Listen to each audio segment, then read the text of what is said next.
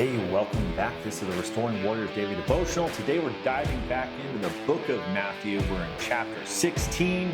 Hey, before we jump in, wherever you're consuming this devotional, whether it's YouTube, podcast platform, make sure you're subscribed, share an episode with a friend. It helps us organically spread the gospel of Jesus Christ.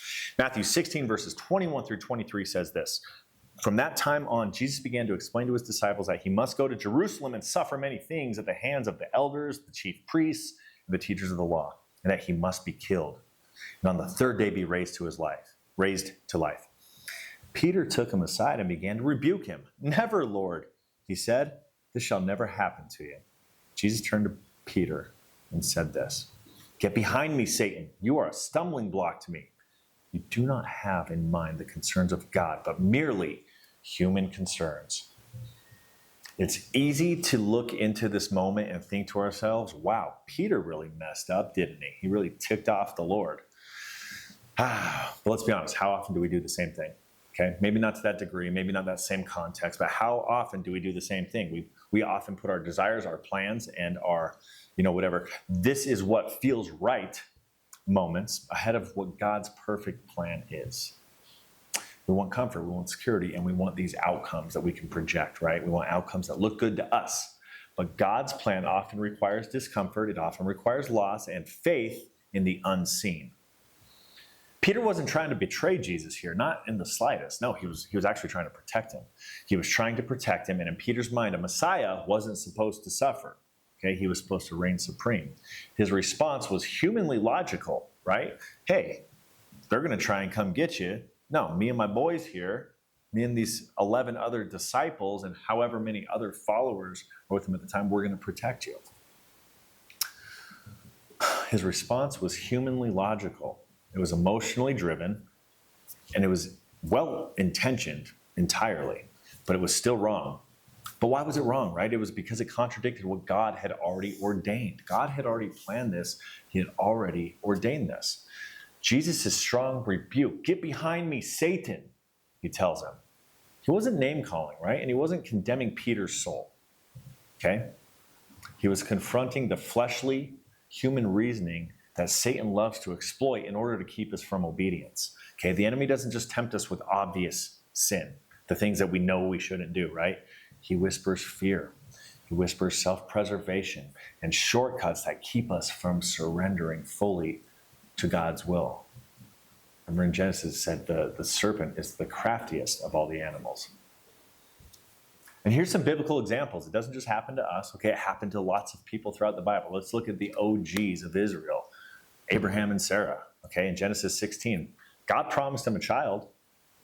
Sent an angel down and said, you will have a child. But instead of waiting on his timing, they took matters into their own hands with Hagar. Okay? Human reasoning over God's plan led to quite a bit of chaos. And if I'm honest, a little bit of drama too. It was the kind of the Jerry Springer of the day when that whole Hagar-Sarah situation happened. Let's look at Jonah. God said, Jonah, go to Nineveh. Jonah's like, no, I'm good. Because it didn't fit his plan and it wasn't in his comfort zone. And he learned the hard way that God's way is always right. He was swallowed up by a big old fish. And then you look at Jesus in the garden, Matthew 26:39. Even Jesus prayed, Lord, if it is possible, let this cup pass from me. But he surrendered, right? His next part was this, and yet not as I will, but as you will. That's the perfect example of laying down your human desire for divine purpose. So today our never, Lord moments might look a lot like this, right? Lord, I can't forgive them. It hurts too much. They hurt me way too much.